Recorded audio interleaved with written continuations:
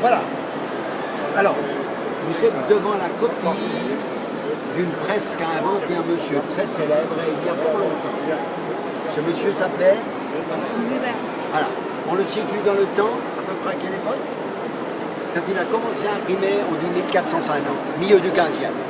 Voilà, quelques années près. Avant cette époque-là, vous savez comment on faisait les livres? Comme ça se fait encore à l'école, à la main.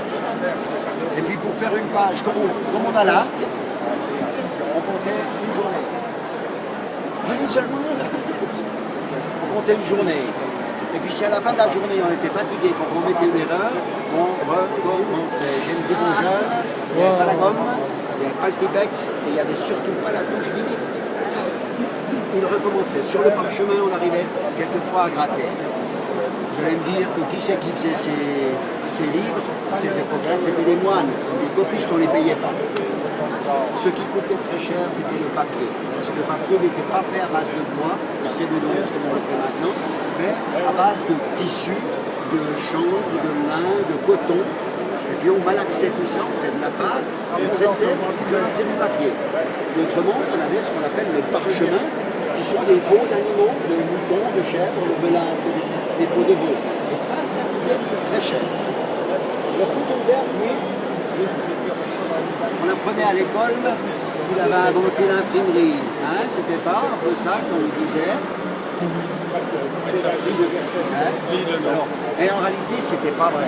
Parce que dans les pays asiatiques, il y avait déjà fort longtemps qu'ils avaient l'imprimerie. Non, Gutenberg, ce qu'il a inventé, c'est ce qu'on appelle les caractères mobiles. Chaque lettre est une petite pièce. Et puis, on les met comme on les met là encore. On les met les unes derrière les autres, on compose des mots, un texte. Et puis, si on a commis une erreur, eh bien, on va les prendre avec les bruxelles, simplement la pièce qui est mauvaise, et on va la changer. C'est pas mal comme idée. Il les a fait aussi en métal, ça veut dire qu'on va faire beaucoup de copies. Parce qu'on faisait déjà des choses comme ça sur bois, la xylographie. Mais ça ne durait pas longtemps parce que le bois est un matériau qui n'est pas homogène. Donc il se déformait rapidement. On a aussi trouvé l'encre adéquate. Parce que l'encre pouvait tenir à la main.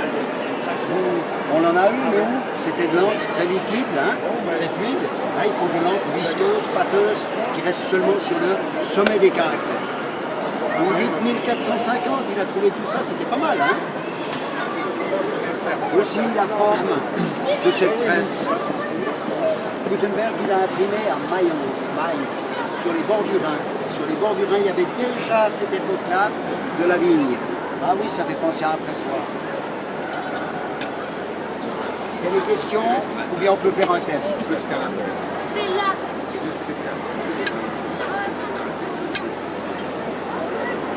Alors, je vais déposer l'encre sur le texte. À l'époque de Gutenberg, il ne faisait pas comme ça. Il faisait avec des tampons.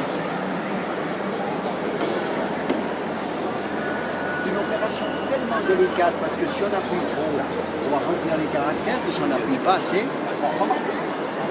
Donc nous, on n'essaye même pas.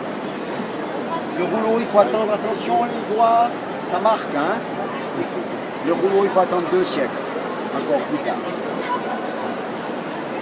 Voilà, une fois qu'on a ancré, on triche un tout petit peu parce que tout ce qui était de couleur se faisait à la main et après coup. Là, on imprime parce qu'on n'a pas de calligraphe qui peuvent nous le faire. Non, non, c'est juste c'est une gravation. Ouais. Comme ça, je me souviens de Voilà. ça.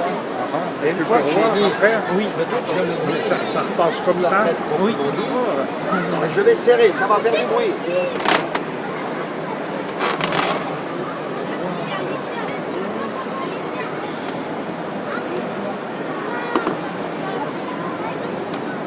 Et voilà, Wow. c'est un petit peu clair, il faut que je remette un tout petit peu. Non. Maintenant, je fais abstraction de la technique et je pose toujours la question aux gens, est-ce que vous savez ce que ce monsieur Gutenberg a bien pu imprimer comme premier livre au monde?